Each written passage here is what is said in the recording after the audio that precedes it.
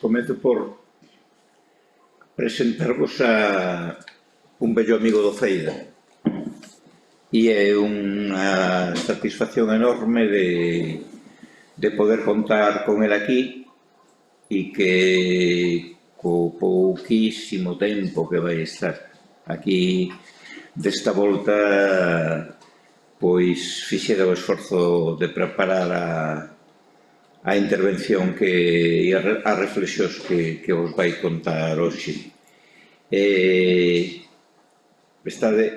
Ides a escoitar un peso pesado da educación ambiental no mundo. Porque Marcos Sorrentino xa foi o responsable da educación ambiental no Brasil no primeiro goberno de Lula. Despois de que Lula deixara houbera mudanzas no goberno do Brasil e despois entrara o terror que supuxo Bolsonaro e que desmantelou absolutamente todo o traballo que Marcos e a súa equipa tiñan feito no período anterior e ademais que puxo o país nunha situación de colapso ecolóxico.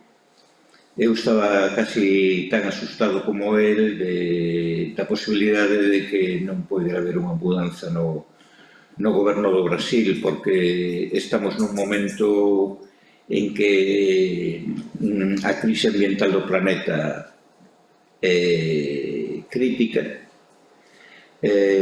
Todos os informes dos expertos que teñen analizado e definido uns indicadores que miden o estado de saúde do planeta e dos 9 indicadores fundamentales, 7 xa foron sobrepasados. Co cal, para quen teñades fillos, en fin, o resto temos fillos desde o punto de vista ético do que é o futuro, e Marcos, que ten un sentido ético profundo, pois aceptou a chamada do novo goberno de Lula e de novo con Marina Silva como ministra do Ambiente para regresar e intentar reconstruir o que Bolsonaro destruiu, que se seguira pois o que é un deses indicadores críticos que a Amazonía estaba en un proceso de desmatamento, de destrucción da floresta que estaba levando a Amazonía, e a Amazonía está nun punto no cal, se volve a haber unha situación política e o panorama mundial non pinta precisamente optimista, podría levar a que o que é a selva máis importante do mundo acabe convertida nunha sabana, e os efectos non van ser só para a Amazonía. Hoxe estábamos comendo con un bon amigo que traballa tamén en cuestións ambientais e que lle comentaba a Marcos que o que acontece no Brasil non é un problema só do Brasil, que nos afecta a todos porque afecta o futuro do planeta. Cando un reflexiona sobre Marcos, falará do Brasil e falará, espero que de moito máis que o Brasil, pero a miña percepción personal é que cando un pensa en conceptos de países perde a perspectiva das dimensións da que estamos falando, porque hai países no mundo que teñen un tamaño e países no mundo que teñen outros tamaño que non ten nada que ver, e, por tanto, o que acontece nuns e outros non ten nada que ver. Eu pensaba que, por poñervos algúns exemplos, eu lembro há moitos anos viaxando por Estados Unidos que cando eu estaba cruzando desde San Francisco a Nova York, que é a mesma distancia que hai desde Madrid hasta Moscú. Iso non é un país, é un continente.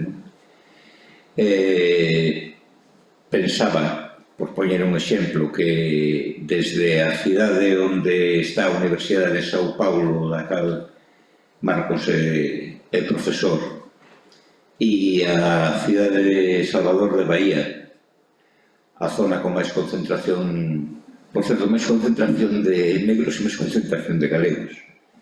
Debemos ter unha atracción mutua. É como ir desde aquí a Copenhague. É que, por exemplo, nós estamos agora mesmo nunha reserva da biosfera, que é a reserva da biosfera das Mariñas Coruñesas e Terras do Mandeo, a única que hai na provincia de Coruña, pero na Galiza hai 6 reservas da biosfera, 7 xa, non? O 30% do territorio da Galiza, hai 7 reservas da biosfera na Galiza. Pero, por exemplo, só a reserva da Mata Atlántica brasileira é 26 veces o tamaño de toda a Galicia. Entonces, no Brasil teñen unha lingua oficial que é o portugués do Brasil, que é moito máis parecido ao galego que o portugués de Portugal oficial. Entre outras cousas, eso axuda que nos entendamos moito mellor e a non ser que non teña convivido, como é o meu caso, cos obreiros do Alentejo. Entonces xa faz un curso intensivo de portugués andaluz. Pero a parte diso hai 200 linguas no Brasil. Hai, felizmente, ainda povos indígenas non contactados, cada vez menos e cada vez máis exterminados. Por tanto, o contexto das dimensións non precisan unha adaptación mental. Por poñer outro exemplo, eu lembro traballando con colegas do ámbito forestal para estudar a problemática dos incendios forestais en Galicia, que coa Amazonía debe ser o lugar do mundo onde máis incendios hai por kilómetro cuadrado. Que tivera unha experiencia profesional en Latinoamérica. Me dixera, Carlos, unha das diferencias que vas notar cando viaxes a América de volta ao teu continente de orixe, porque eu son americano, vas ver que se viaxes nun avión por Europa, todo está cheo de casas e lugares habitados. América é baleira. Vas cruzar horas en avión e non vas encontrar máis que espazos virxes até que chegas a São Paulo e entón non hai máis que casas, casas e casas durante máis tempo do que leva o avión daqui a Madrid. Sobrevoas São Paulo e há unha concentración de persoas que máis da mitad da poboación que hai en todo o estado, non? Entonces son realidades que cando Carlos Val, un amigo común que é profesor da Universidade Fluminense e foi asesor de Chico Mendes, que foi asesinado por defender a Amazonía, cando estivo cá organizamos unha rolda de prensa para contar, entón os xornalistas preguntabanlle: mas cantas persoas moran na Amazonía? 60 millóns. Como que? Sí. Na Amazonía moran 60 millóns de persoas. Entón, é unha realidade de uns contrastes que Brasil non é un país, é un continente. Para facerse unha idea, aínda que Marcos é profesor titular na Universidade de São Paulo nos últimos tempos, antes de que Marina Silva o chamara para convencelo de que volver a asumir a responsabilidade de poñer en marcha a educación ambiental no Brasil, pois estivo na Universidade da Bahía, teñamos un proxecto en común de de que o modelo deste centro que o CEIDA poder reproducilo no contexto brasileiro e neso continuamos traballando. E, bon, son moitas cousas e ele coñéceme moi ben a nosa realidade, coñece moi ben a Galicia e ele é o responsable de que teñamos un proxecto colectivo con todos os países de lingua oficial portuguesa no ámbito de unha institución que se chama CPLP, que é a Comunidade de Países de Lingua Oficial Portuguesa, unha especie de Commonwealth das ex-colonias portuguesas, mas na cal Galicia é membro observador a través da Ministerio de Asuntos Exteriores do Estado Español, porque o Estado Español que está como membro observador dentro da CPLP, e nese ámbito nos congresos de educación ambiental que celebrábamos en Iberoamérica e no ano no cal foi Brasil o encargado de organizar o Congreso Iberoamericano de Educación Ambiental, a proposta da delegación do Brasil que presidía Marcos, propúxose que Galicia que se organizara un Congreso de Educación Ambiental dos países de lingua oficial portuguesa, pero que Galicia fora anfitriona. Porque nos levábamos o apoio explícito do goberno galego e do goberno español para ser anfitrións.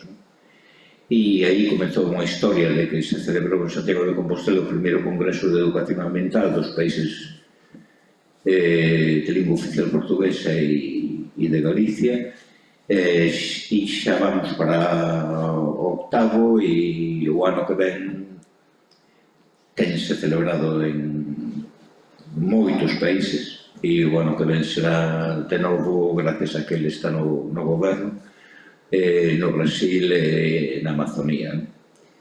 Entón, há moita trayectoria detrás, moito traballo de colaboración e de pesquisa e investigación conxunta.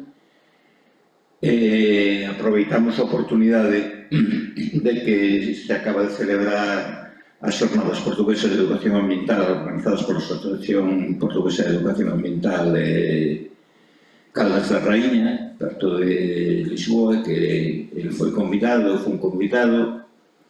Ten tamén un fillo como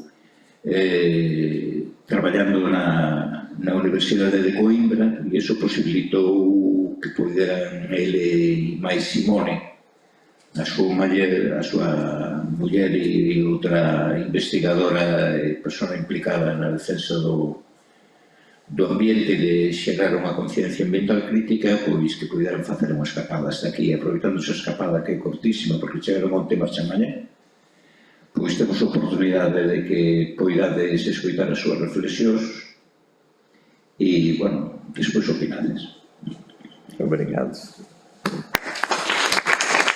Bom, boa noite. Boa noite. Boa noite. Primeiro eu quero agradecer profundamente a oportunidade do diálogo. Para nós, para mim, para Simone, minha esposa, é sempre uma alegria estar aqui na Galícia, aqui na Corunha, aqui em Oleiros. Nós tivemos a oportunidade de fazer um pós-doutoramento e um pré-doutoramento junto à Universidade da Corunha. Ficamos hospedados aqui no castelo. Foi uma alegria muito grande passarmos 3 meses convivendo com o dia a dia da Galícia. Até ontem, quando chegamos, a primeira coisa que Bolle nos ofereceu foi o passe do ônibus aqui para ir, que a gente sempre pegava o ônibus aqui em Oleiros até a Corunha e de Corunha para Oleiros. Estivemos entrevistando o Cello, né? O Gello, né? Hello. E conversando com muitas pessoas aqui, convivemos, né, com Susso e Ângeles, e conhecemos um pouco desse mundo galego, né, com os estagiários do CEIDA, e percebemos que as afinidades espirituais que nos aproximam são muito maiores do que a própria língua portuguesa, né? Do que a própria língua que nos aproxima.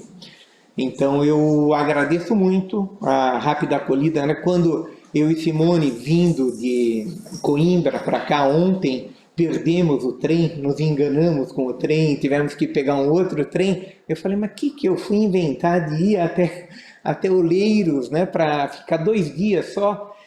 Mas agora, ouvindo o Carlos aqui, eu falei, não, fizemos bem, porque a relação tem que ser cultivada. Se não a cultivamos, elas vão se esvaindo, vão se distanciando. E nós queremos muito cultivar essa relação com o Ceida, com a Galícia, em função de termos uma compreensão que o enfrentamento da grave crise social e ambiental que a humanidade vive nos dias de hoje exige ação compartilhada, exige aproximação entre aqueles e aquelas que estão sintonizados no mesmo desafio de transformação dessa realidade para viabilizar a continuidade da nossa espécie nesse planeta. A espécie humana, eu até tenho um próximo slide aqui, que é uma provocação sobre a trajetória dos sapiens neste planeta, né? O Homo sapiens, né? O sapiens dominante, que dominou as demais espécies de hominídeos que tinha neste planeta, ela é maravilhosa por um lado. Acho que ninguém em sã consciência há de negar a maravilha que é ter uma biblioteca como essa. Nós tivemos agora na Biblioteca Manuelina, né, lá, Joanina, de Coimbra, e vimos aqueles livros enormes em latim, né? Então, a evolução da nossa espécie transborda por todos os poros, né? É só nós prestarmos atenção num ato simples como esse, pensando de onde vem a água, de onde vem o vidro, como é que ele é forjado, para chegar num momento como esse e matar a minha sede. Propiciar uma refeição, quando a gente olha para os alimentos numa mesa de refeição e vemos isso aqui veio de um lugar, isso veio de outro, pensamos nos agricultores produzindo aquele alimento, nos trabalhadores que transportam aquele alimento, que levam para o supermercado até chegar na nossa mesa, né? O trabalho humano nosso para transformar aquele alimento é uma espécie maravilhosa, os sapiens. Por outro lado, o contraponto é que essa espécie maravilhosa carregou simultaneamente, nesse processo de se espalhar por todo o planeta, um peso muito grande nas suas costas. Um peso de opressão, de guerras, de genocídio, de eliminação de outras espécies, que faziam parte ou fazem parte dessa maravilha do existir para a nossa espécie. Mas, ao mesmo tempo, nós fomos malvados, maldosos, né? Oprimimos, gananciosos. Né? Vivermos nos dias atuais, quando todos os dados demonstram o perigo do momento, vivermos guerra, é o maior absurdo que pode acontecer. Né? Todas as informações científicas demonstram que o planeta está aquecendo, que há poucas possibilidades em termos de tempo para mudarmos o rumo dessa trajetória dos sapiens no planeta.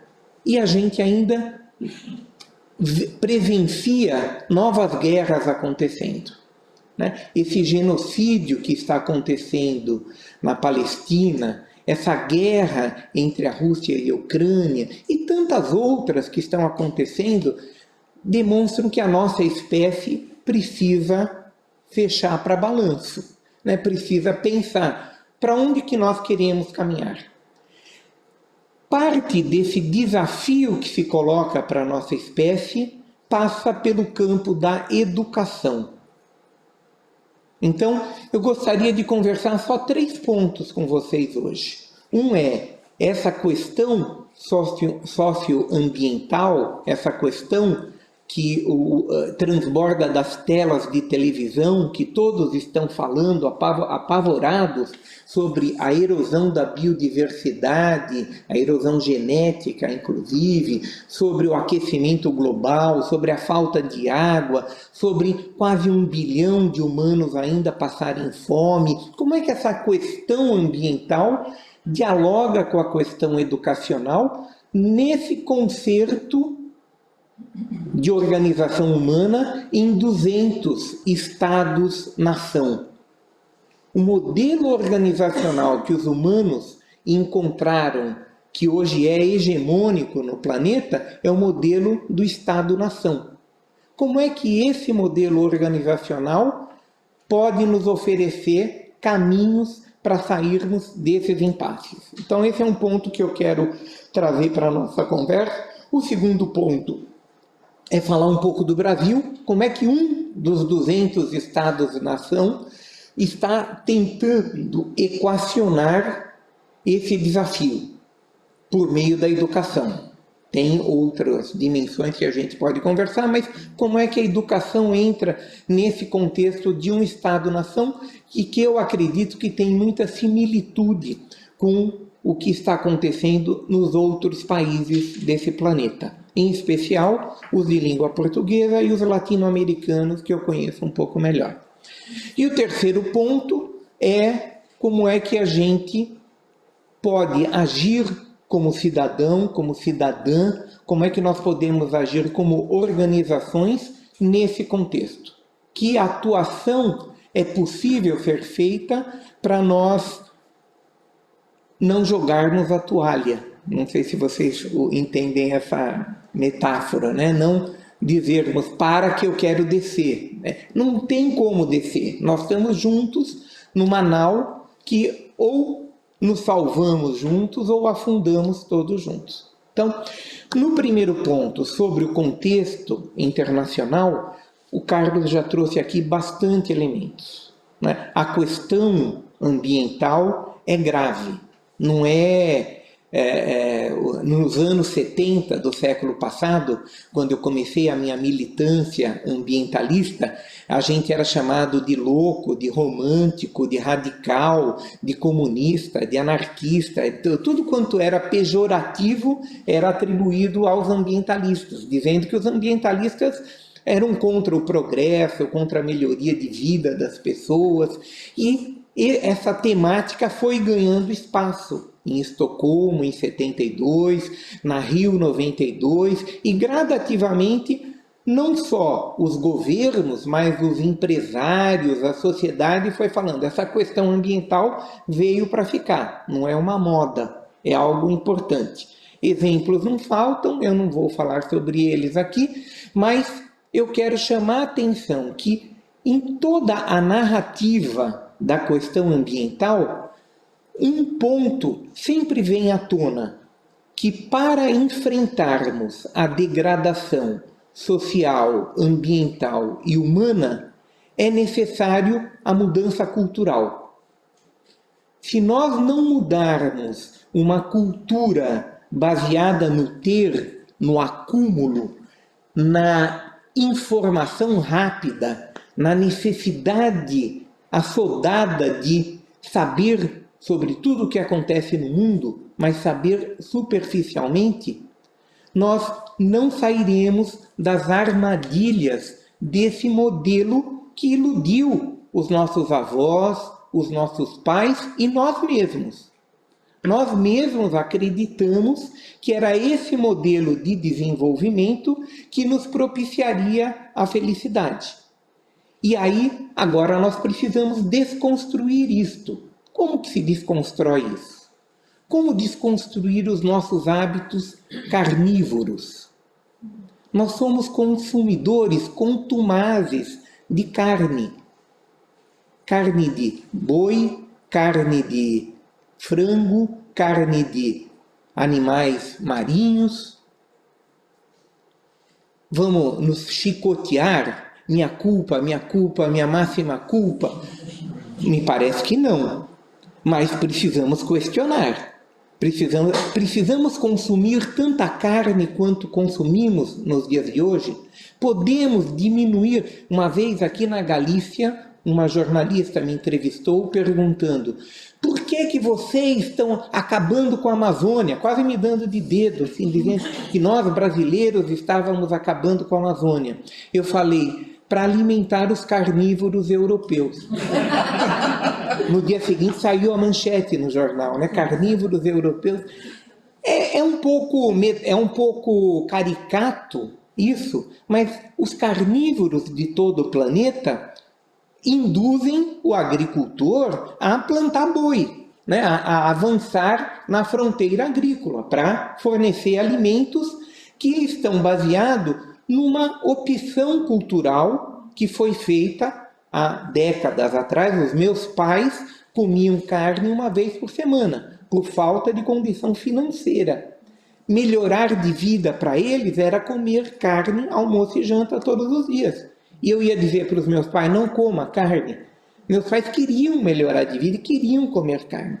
Então, hoje, nós temos informação suficiente para dizer: não é necessário, mesmo aqueles, né, que compreendem que proteína animal é fundamental, que temos que consumir proteína animal, também sabem que não é necessário tanta proteína animal. Se todos os humanos consumissem menos proteína animal, se todos os humanos tivessem a sensibilidade em relação à cadeia de sofrimento dos animais na linha de produção animal,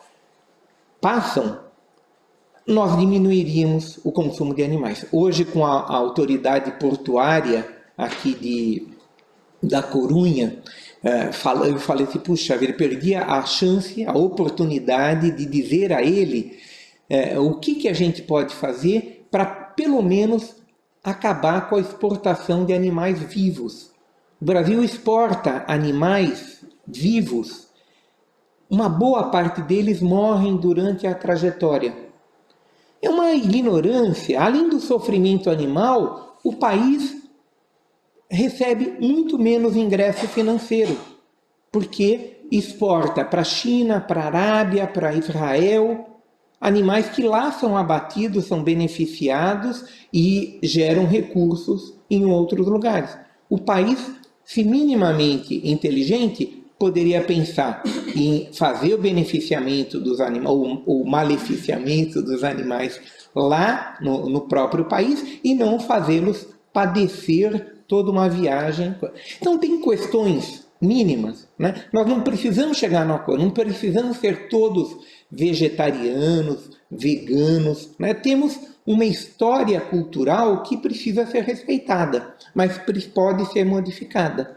Uma vez em Moçambique, um líder de aldeia falou que era parte da cultura deles a circuncisão feminina.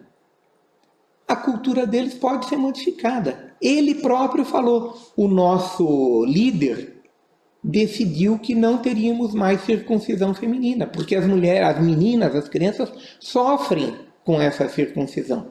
Então, cultura não é algo imutável. Também não é algo que tem que ser modificado na porrada, né? na dureza. É algo que precisa ser trabalhado. E para trabalhar, precisamos da educação.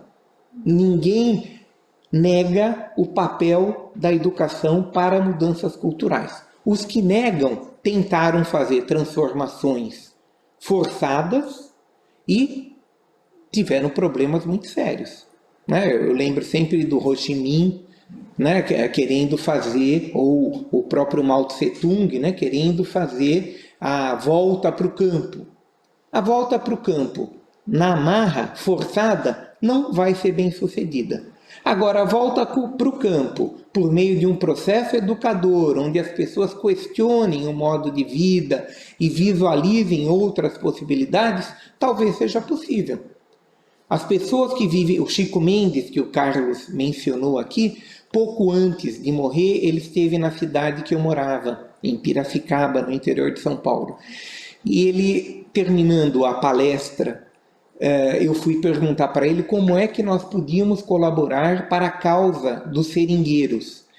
Ele disse, olha, nós já conquistamos as reservas extrativistas, que era a luta deles por terra com as árvores para extrair seringueira, castanha, e uma bioeconomia, uma sobrevivência daqueles que moram na floresta com a floresta e não derrubando a floresta.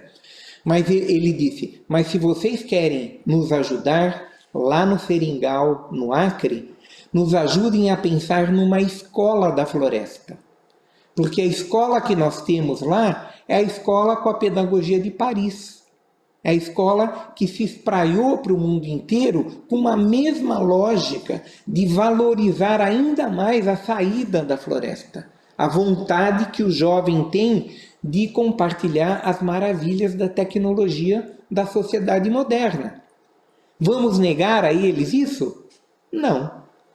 Vamos possibilitar a eles acesso às tecnologias lá na floresta.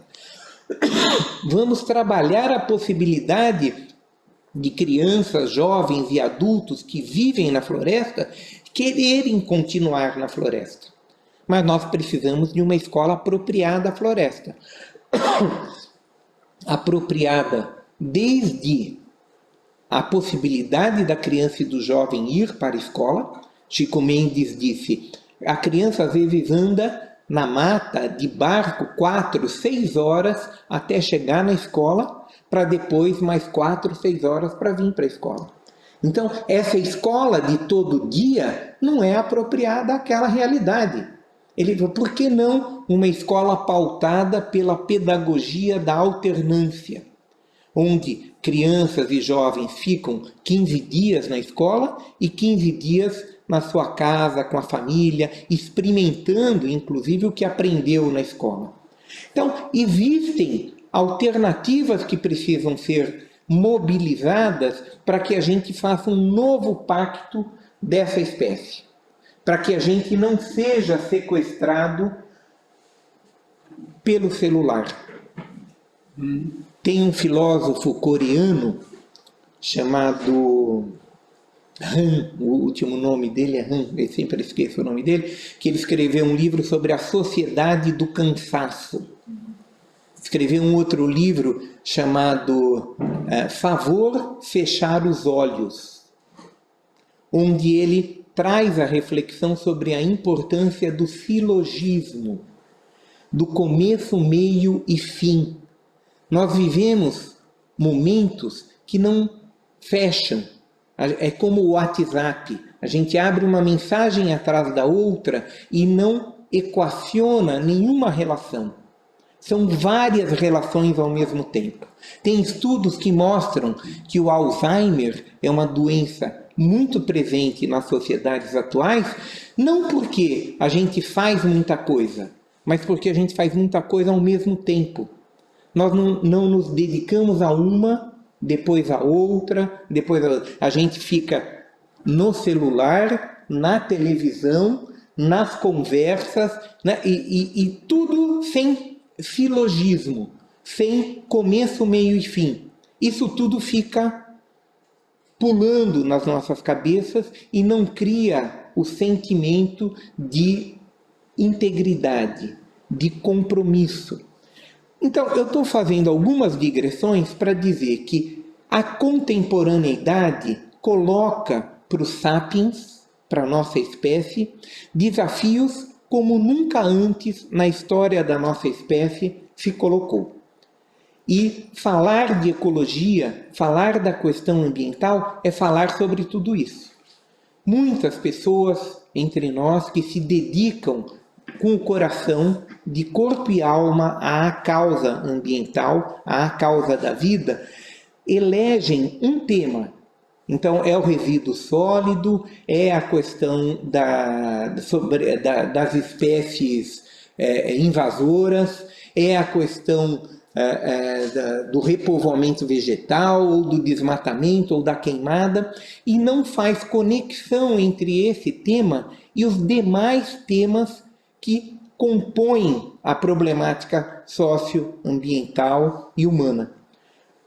A primeira provocação que a educação ambiental se coloca é como é que nós saímos desse processo de alienação, que a própria militância, muitas vezes, que o próprio fazer acadêmico, científico, nos coloca. Nós nos tornamos especialistas em algo e não usamos esse algo no qual nós somos especialistas para abrir a porta do conhecimento de várias outras questões. O que o Paulo Freire, um educador brasileiro, falava é que todos esses temas são importantes como porta de entrada, como tema gerador. Só que o tema gerador, ele deve gerar aprendizados e conhecimentos importantes para as nossas vidas. Por que no Brasil um fenômeno recente é tão forte? Que o fenômeno não apenas do voto na direita conservadora, mas o fenômeno da religiosidade conservadora. Porque essa religiosidade fala com a pessoa, ela dialoga com a pessoa. Ela está em todos os bairros populares da cidade, dos municípios do país. Ela oferece um envolvimento que vai para além da informação, do conteúdo, do cognitivo. Ela oferece um conhecimento afetivo. As pessoas cantam, as pessoas se cumprimentam, têm corporidade, né? Nós precisamos aprender com isso. Não para nos tornarmos alienados, crentes em algo que está para além da materialidade da vida e que substitui a nossa ação nessa vida. Podemos acreditar, cada um de nós tem as suas convicções espirituais, as suas formas de se ligar a algo que transcende os objetivos materiais. Mas nós precisamos compreender que, para nos realizarmos plenamente como seres humanos, nós precisamos possibilitar a todos os humanos realizarem basicamente as suas condições materiais. Porque senão, esses humanos excluídos vêm cobrar fatura, vêm pedir, olha, eu quero também acesso a tudo isso que vocês têm de beleza, de maravilha. Então, o que o Chico Mendes nos dizia em 88, quando ele foi assassinado, era exatamente isso. Nós queremos uma escola que respeite a cultura da floresta, dialogue com os desejos do jovem, da criança que está na floresta e ofereça respostas a isso. Para oferecer essas respostas, nós precisamos aprender a fazer novos pactos.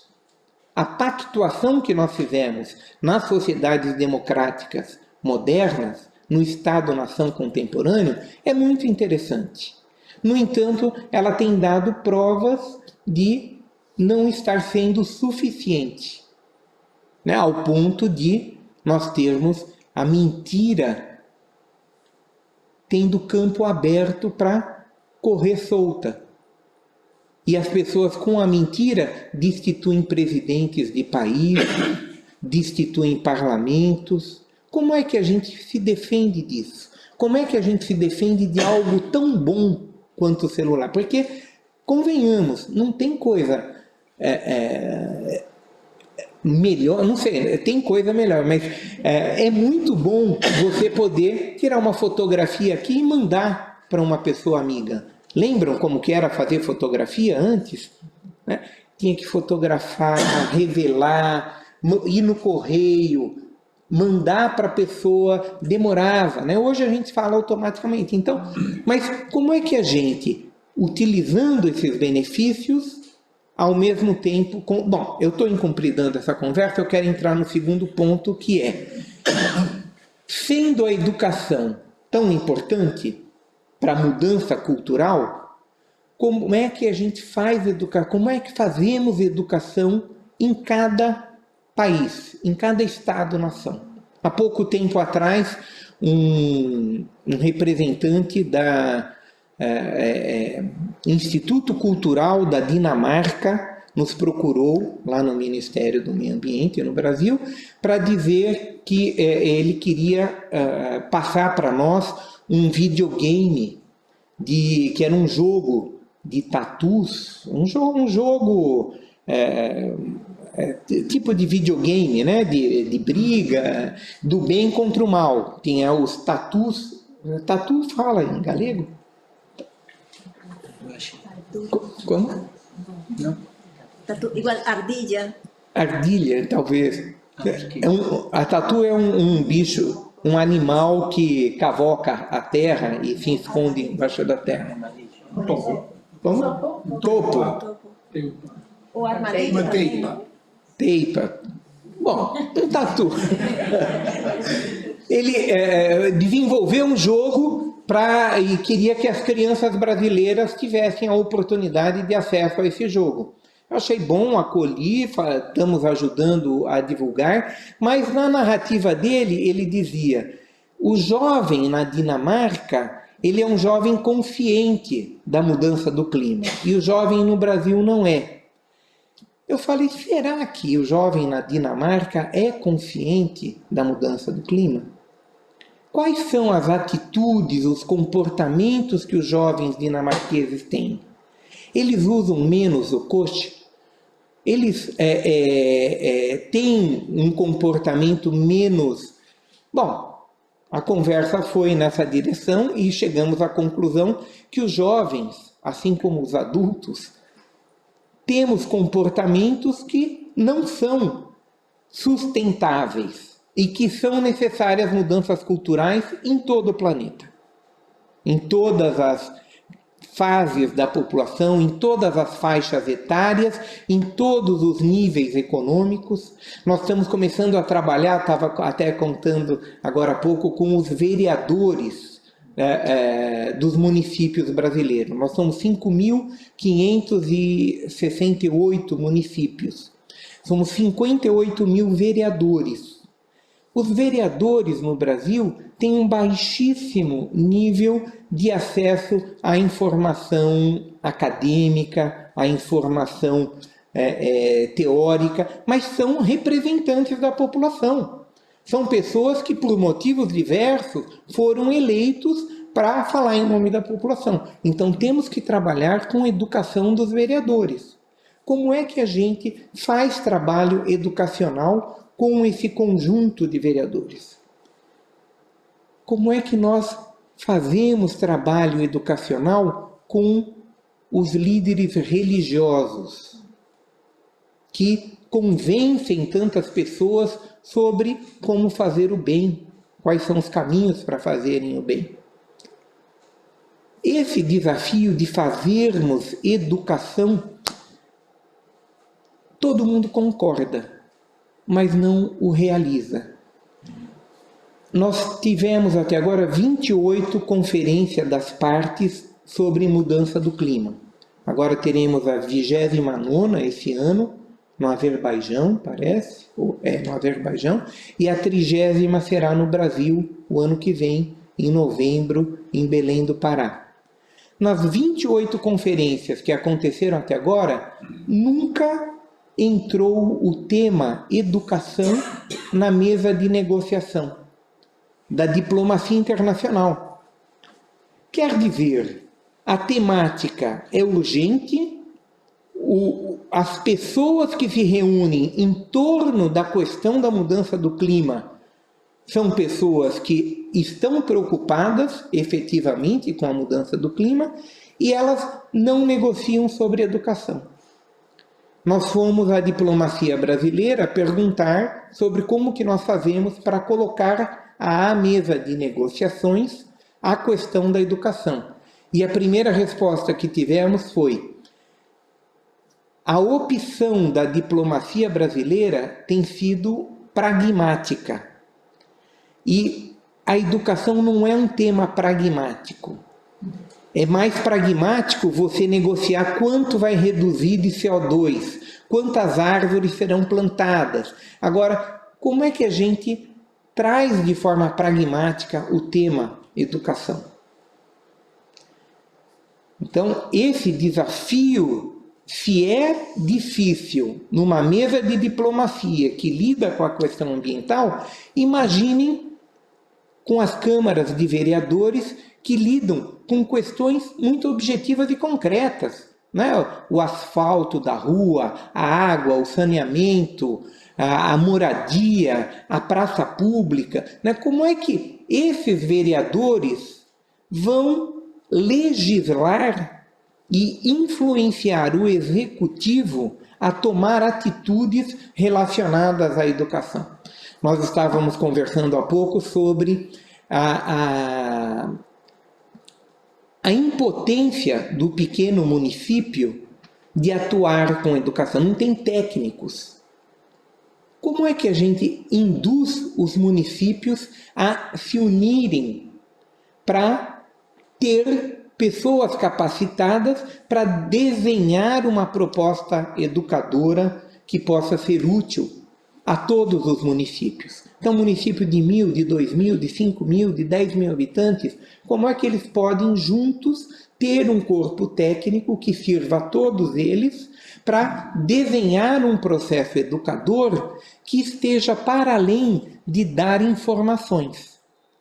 Porque hoje eu estava vendo um diálogo sobre a questão da biodiversidade marinha e ouvi a apresentação de uma profissional da área, uma doutora, falando das 5 prioridades. Uma delas estava a educação ambiental.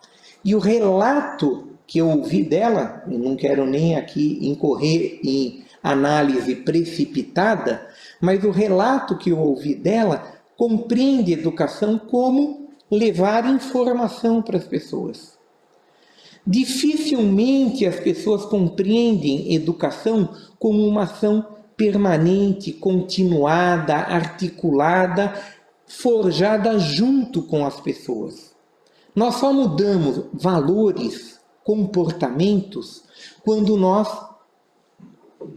fazemos com as próprias mãos, quando nós nos desafiamos. Senão, é informação que entra por um ouvido e sai por outro. Querem mais informação sobre mudança do clima que vem sendo dado na televisão, nos meios de comunicação? E as pessoas não estão mudando de comportamento. Faz pelo menos 30 anos que nós falamos sobre o aquecimento global e hoje nós estamos numa situação pior do que nós estávamos há 30 anos atrás. Pior do que nós estávamos quando assinamos o Acordo de Paris. Por que está piorando? Porque informação só não muda comportamento, não muda valores. Então nós precisamos de mudanças comportamentais.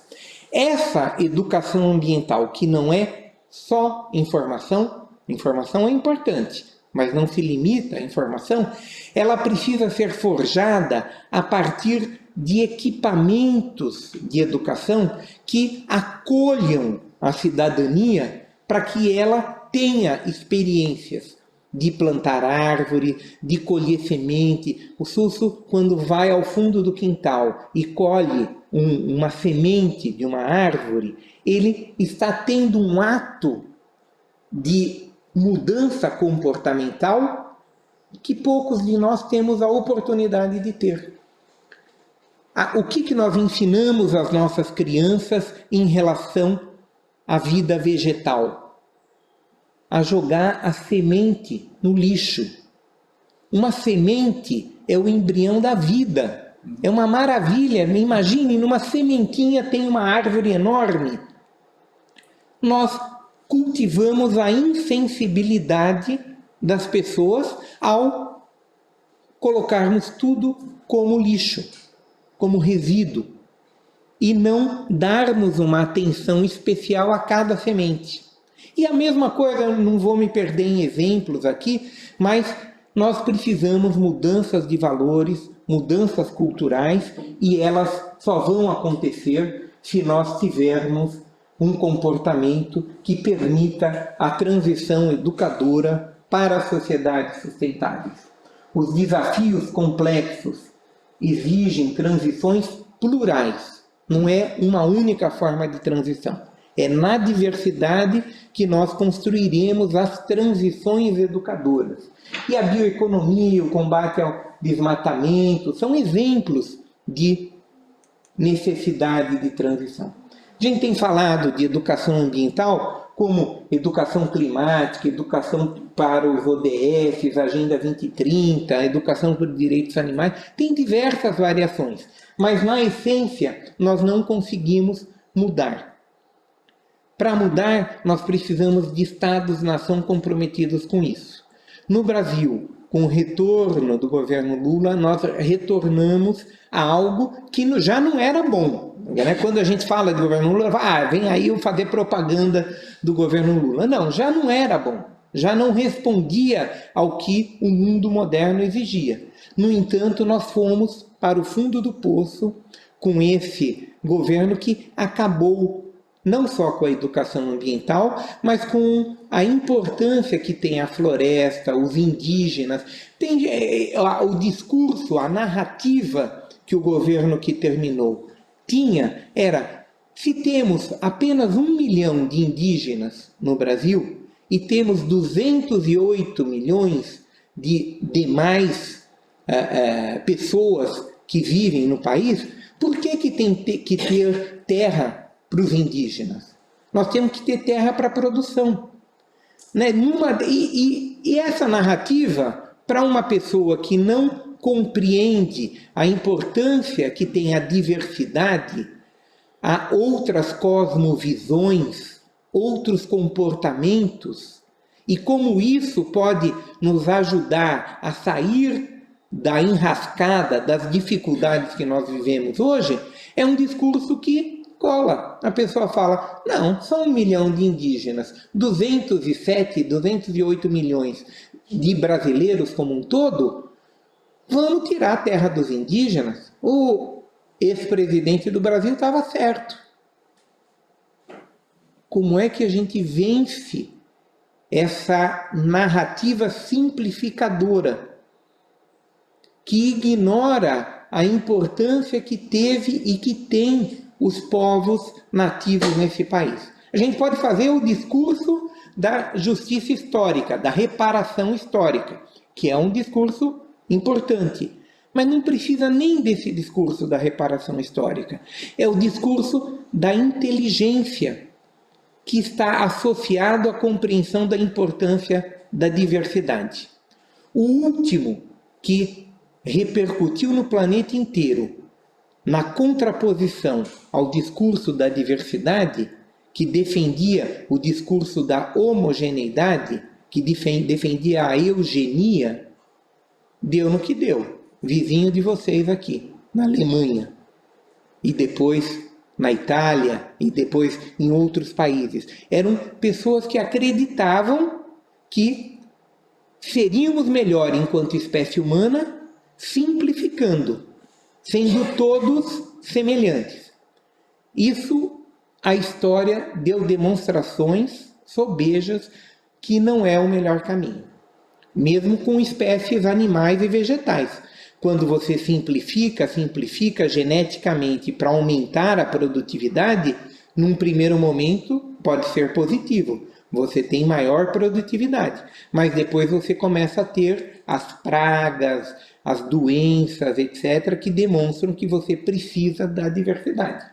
Então, o que nós estamos tentando fazer no governo federal é ter normativas, documentos, desde a Constituição Brasileira de 1988, a Lei da Política Nacional de Meio Ambiente, a Lei da Política Nacional de Educação Ambiental, nós temos construído um arcabouço legal para dar sustentação à existência de outras legislações, né, de resíduo sólido, de mudança do clima, que prevê a educação ambiental, mas tudo isso, o arcabouço legal, mais a institucionalização da educação ambiental no Ministério da Educação, no Ministério do Meio Ambiente, em mais 15 ministérios no Brasil hoje que tem a questão ambiental como importante, não está sendo suficiente para mudar comportamentos e valores. Por que não está sendo suficiente? Porque há descontinuidade. Eu fiquei sabendo que Pontevedra, que tem um programa belíssimo de tratamento dos resíduos sólidos, com a troca de governo da província, já está com esse programa ameaçado. Então, essa descontinuidade que vocês conhecem também, ou quando troca o partido que está à frente da comunidade galega, vocês veem a descontinuidade, inclusive com recurso jogado fora. O recurso que um governo investiu em algum programa, o outro desinveste, desincentiva, descontinua. Esse, no meu ponto de vista, é o maior mal que afeta as políticas públicas de educação ambiental. Mas tem outros, a dispersão. Nós temos cada setor do governo central, dos governos estaduais, dos governos provinciais e dos governos municipais desenvolvendo a sua própria política. E aí, quando você chega com várias políticas na base territorial que precisa mudar de comportamento, de valores, você tem 10 euros para cada uma das iniciativas. Você tem uma única pessoa para capitanear aquela iniciativa. Então você precisa pensar em processos que aproximem os diversos projetos, as diversas iniciativas, para atuar em cada território de forma organizada. A disjunção, a inefetividade das políticas públicas tem levado a essa dificuldade dos processos educadores serem permanentes, continuados, articulados e com a totalidade. Esses 4 conceitos precisam ser um mantra para a educação ambiental. Não se faz mudança de comportamento e de valores na forma de vagalume. Vocês não entendem o que é vagalume? Entendem o que é vagalume? Não se faz mudança comportamental com iniciativas que começam e terminam, que são pulverizadas. É preciso uma ação continuada, permanente, com as pessoas, e não para as pessoas, como normalmente nós vemos nos proponentes de projetos de educação ambiental. No Ministério do Meio Ambiente a gente tem alguns projetos, eu não vou entrar em detalhe com vocês, mas eu quero chamar a atenção para essa proposta dos Centros de Educação e Cooperação Socioambiental. A expectativa, e isso nós aprendemos aqui com vocês, com o CEIDA, com a iniciativa que o governo de Oleiros, o governo da Galícia e ao governo da Universidade da Corunha, tomou coletivamente. Quando a municipalidade colocou um espaço à disposição para a educação ambiental, quando o governo da comunidade galega colocou uma equipe para estar trabalhando e a universidade colocou iniciativas e criaram um consórcio, não sei se é o nome correto, mas para fazer uma gestão compartilhada, vocês começaram a enfrentar a questão da descontinuidade. Porque se troca o reitor da universidade ou se troca o governo da Galícia, você tem outros 2 atores que dão maior possibilidade de continuidade. Então, nós temos dito centros de educação e cooperação socioambiental, ou podemos chamá-los apenas de centros de educação ambiental, são equipamentos de educação que precisam estar em cada território para apoiar as iniciativas das universidades, aqui são nomes que a gente utiliza, escola, as comunidades tradicionais, as comunidades rurais, as comunidades urbanas, né? Elas desenvolvem iniciativas, mas muitas vezes essas iniciativas morrem porque falta pontos de apoio. O governo de Portugal desenvolveu uma política inteligente na aproximação do Ministério da Educação e do Ministério do Meio Ambiente para ceder professores para centros de educação ambiental receberem várias escolas da região, porque uma escola sozinha não conseguia massa crítica, não conseguia gente suficiente, espaço para fazer educação ambiental. Agora, um centro de educação ambiental atendendo 10, 12 escolas podia fornecer diversos tipos de iniciativa. Então, a expectativa que nós temos é de ter centros que promovam o que os Incas, lembram dos Incas? Dos Andes, da Amazônia, né? Os Incas, eles criaram um império baseado na pactuação com outros povos. E essa pactuação entre diversos povos, eles chamavam de Tahuantinsuyo, que era de norte a sul, de leste a oeste, todos unidos por uma mesma perspectiva de melhoria das condições existenciais de todos. Pode ser que eu esteja romantizando um pouco aqui, mas é essa a expectativa que nós temos. É que centros de educação ambiental promovam a cooperação, promovam a união para promover dignidade e melhoria de condições existenciais. Então aqui a gente fala algumas coisas de característica desses centros que o CEIDA aqui experiencia. Vamos aprender com essa experiência do CEIDA, do CNEAM, no Estado espanhol, de outros centros, porque no mínimo longevidade tem. No mínimo apoio a uma reserva da biosfera, o CEIDA já faz. No mínimo apoio à iniciativa de Pontevedra de ter os municípios todos de lá fazendo coleta seletiva, tratamento de resíduo orgânico, o CEIDA se envolveu.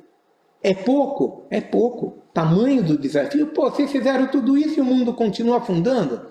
Carlos, precisa fazer mais. É verdade, precisa fazer muito mais. Mas um CEIDA só não faz verão.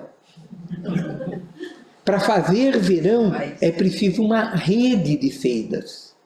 E essa rede de CEIDAs não apenas no Estado espanhol, não apenas na comunidade galega.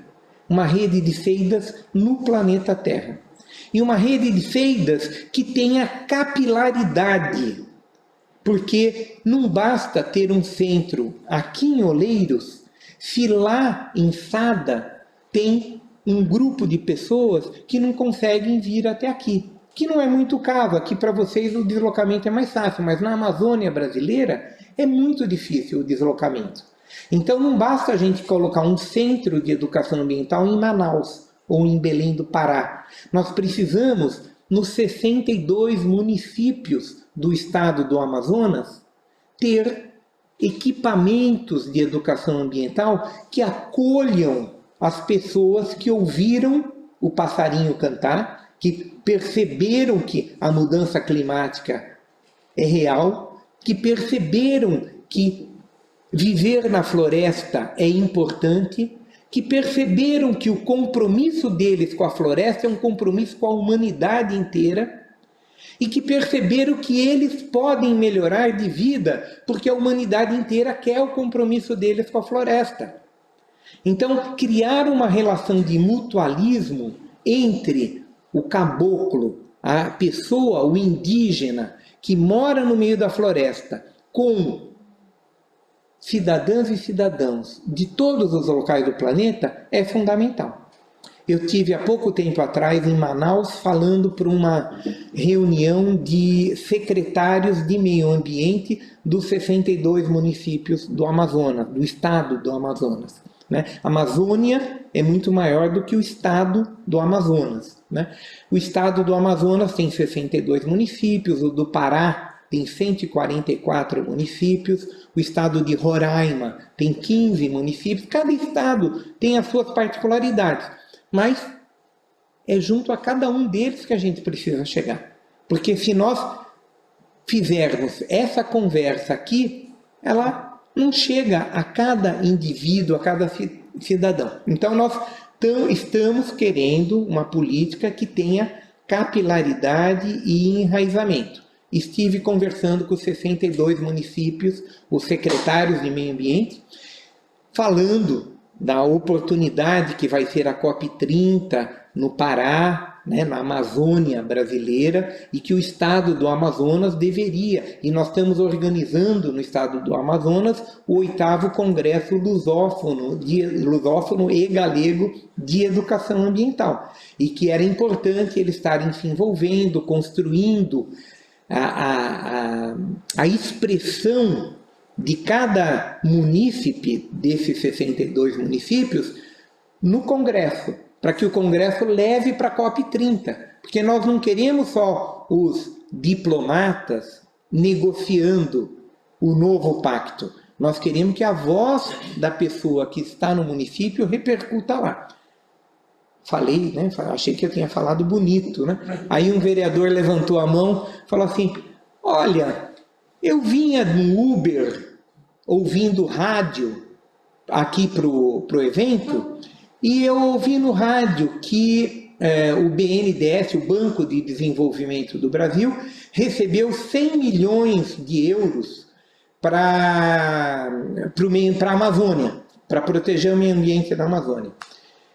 Eu não vi chegar €1 lá na minha cidade, no meu município. Como é que é isso? Você está falando tudo e o dinheiro não chega lá no meu município? Eu falei para ele, olha, não são 100 milhões de euros, são 3,9 bilhões que estão depositados no Banco de Desenvolvimento, bilhões de reais, no Banco de Desenvolvimento da Amazônia. E vão chegar muitos mais euros, reais, dólares no Banco da Amazônia.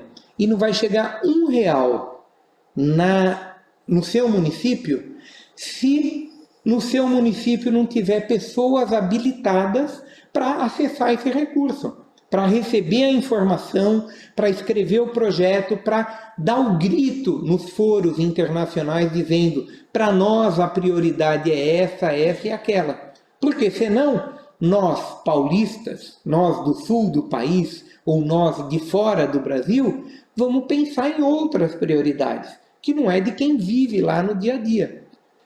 Então, o desafio que a gente precisa assumir para haver mudanças culturais por meio de processos educadores é de chegar a essas pessoas e possibilitar que elas se autoeduquem.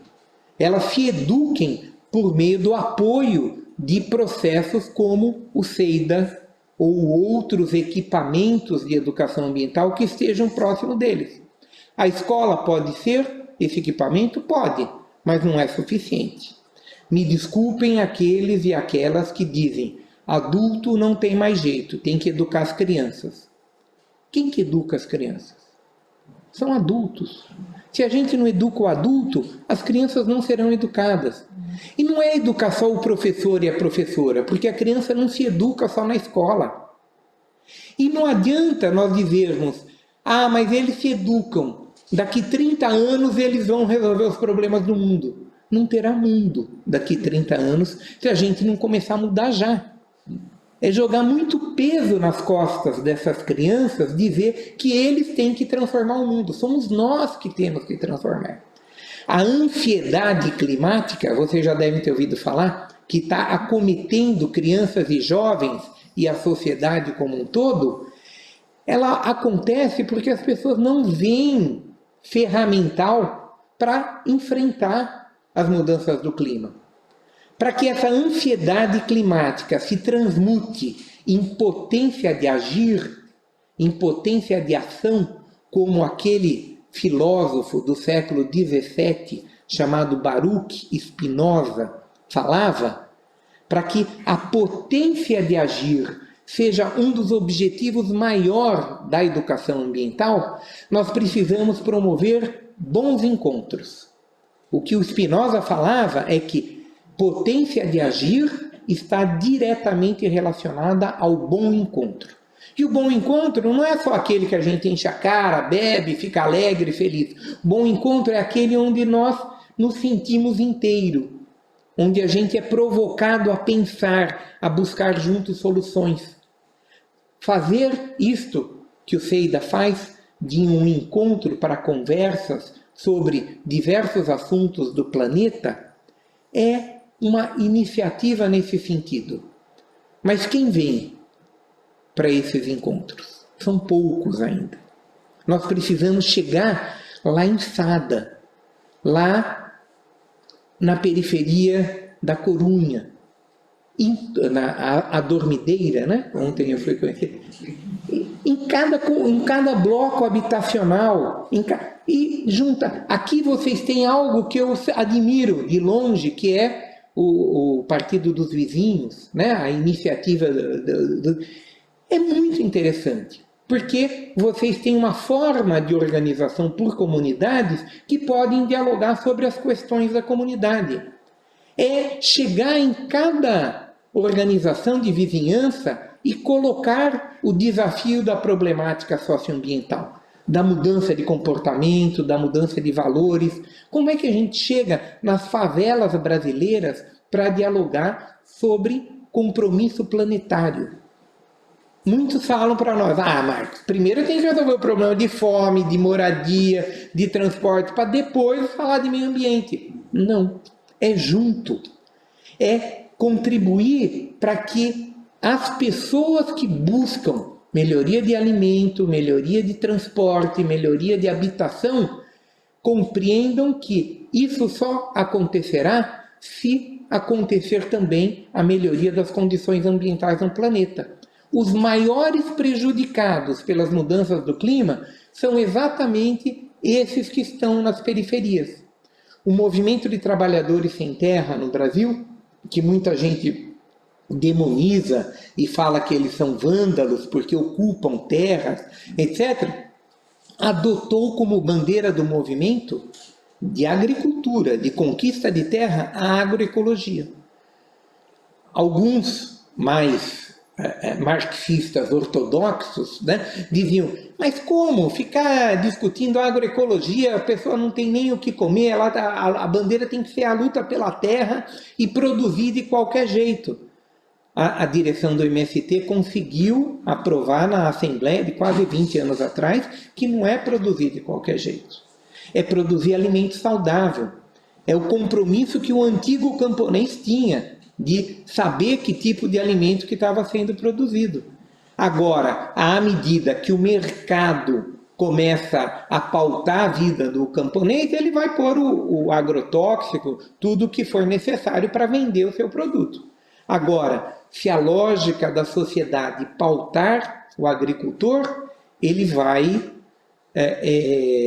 receber outro tipo de informação e outro tipo de remuneração.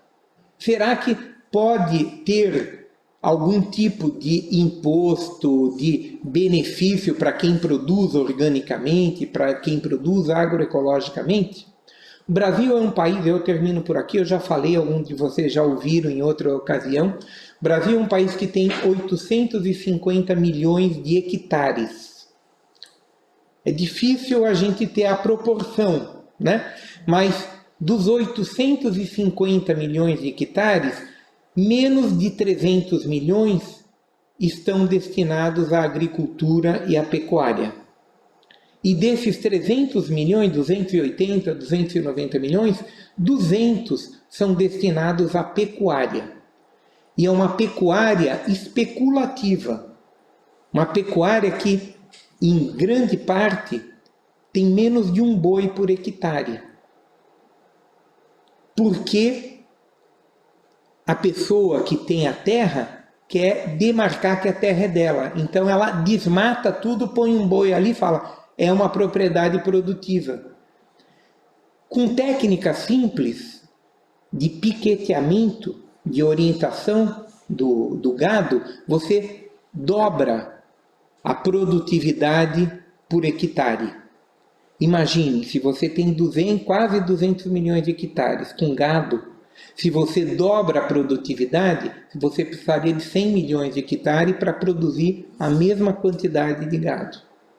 Se você oferece alternativas de bioeconomia, alternativas de produção de frutíferas, etc., com uma natureza pródiga, como é a maior parte do país, você tranquilamente amplia a produção agrícola nesse país. Se você agrega valor a essa produção, ao invés de você exportar em bruto, você já faz o beneficiamento, você aumenta em muito a renda no país. Então, o que nós estamos dialogando é que essas medidas econômicas precisam ser feitas, mas simultaneamente a elas é necessário fazer processos educadores que desnaturalizem aquilo que foi vendido no pacote da modernidade. Essa lógica que foi colocada que progresso, melhoria de condições de vida é morar na cidade, é a monocultura, é a exportação de commodities, né, como é chamado, a exportação de água, de minerais e de alimentos. Eu vou finalizar, então, só chamando a atenção que a intenção desses centros de educação e cooperação é trabalhar com formação continuada de educadoras, é apoiar conselhos, comissões institucionais, fóruns colegiados, é trabalhar com educomunicação e trabalhar com os equipamentos que permitam essa capilaridade que nós estamos falando. E, para tanto, nós enfatizamos aquilo que a gente começou a construir aqui com o CEIDA, a necessidade de uma rede de centros de educação socioambiental, da lusofonia e da comunidade galega.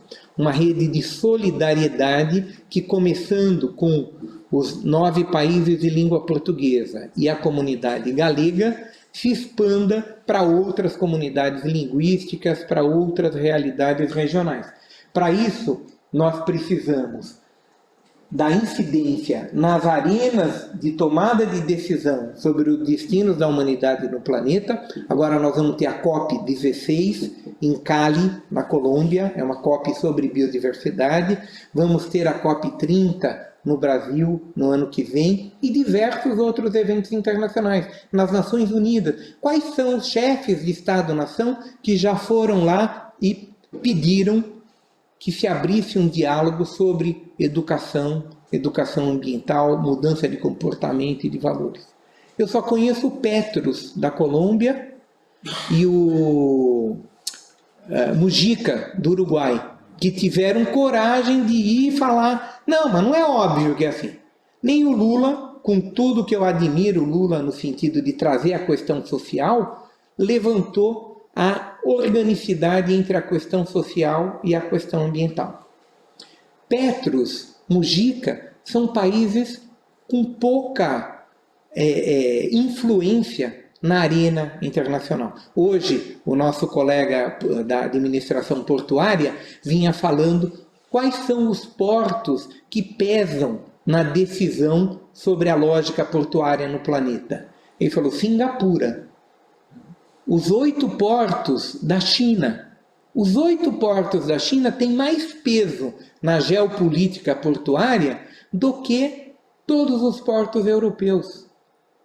Ele falou, antes dos portos europeus ainda tem Singapura e depois tem alguns outros portos que têm mais peso na definição. Então, não adiantava eu desandar falar para ele sobre os portos promoverem educação ambiental, etc., se ele não encontra o caminho para incidir na arena política da administração portuária internacional. Pego o exemplo da questão portuária, porque hoje eu tive a oportunidade de ouvir aqui, mas em todos os campos nós temos que entender de geopolítica para conseguir incidir na arena internacional. Mas incidir na arena internacional não é suficiente. Porque não adianta... Ontem nós vimos uma exposição do Saramago, quando ele foi... quando recebeu o Prêmio Nobel, e ele fez um discurso belíssimo sobre a Declaração dos Direitos Humanos. E ele começa falando, nós temos que falar da Declaração dos Deveres Humanos.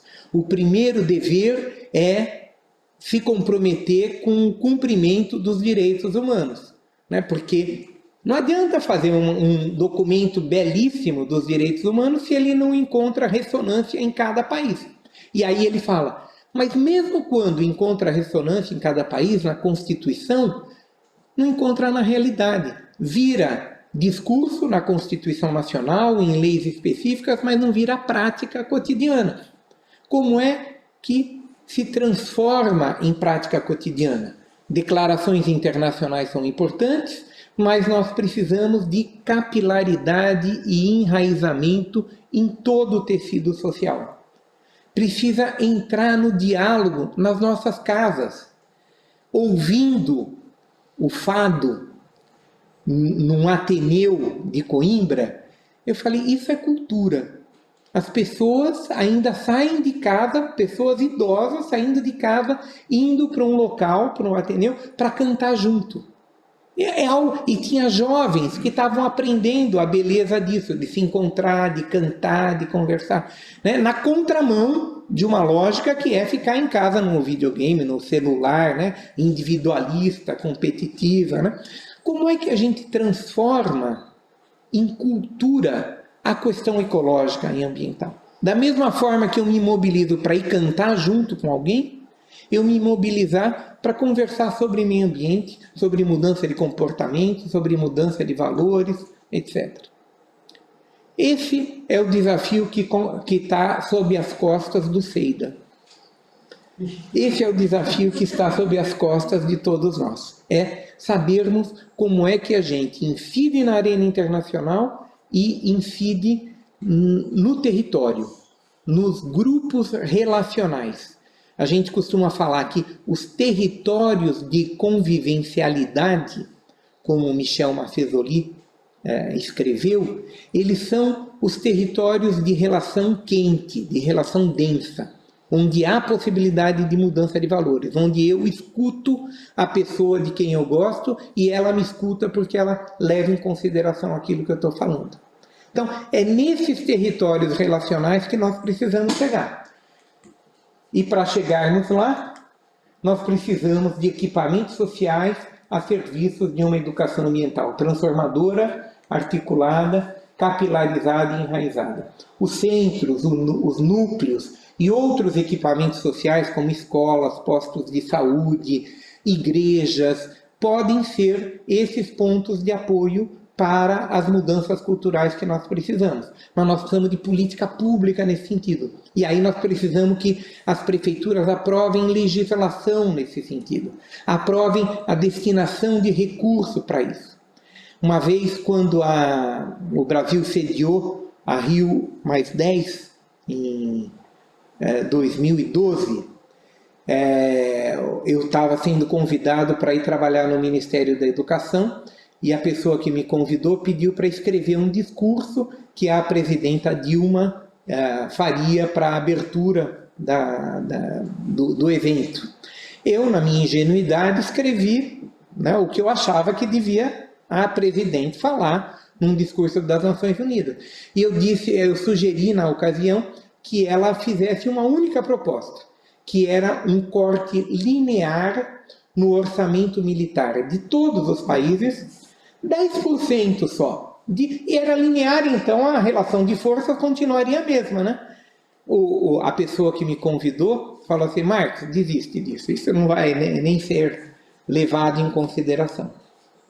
Então, as utopias, esses sonhos que parecem óbvios, ainda estão muito distantes de serem assumidos por nossos representantes. E não está distante porque eles são ignorantes. Está distante porque eles sabem quem é o eleitorado deles.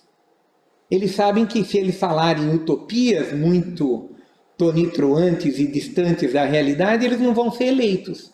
Então nós precisamos fazer a disputa cultural, com a base eleitoral desses políticos, e com eles também. Para fazer essa disputa, nós precisamos de uma educação ambiental que tenha materialidade. Que as pessoas, quando ouvem o passarinho cantar, sabem que podem ir no local e encontrar outras pessoas que também ouviram aquilo, podem encontrar livros, podem encontrar equipamentos que ajudam-os a fazer a ação educadora e de transformação. É isso, então, essa nova cultura da terra, dos corpos e do território. Obrigado pela atenção de vocês.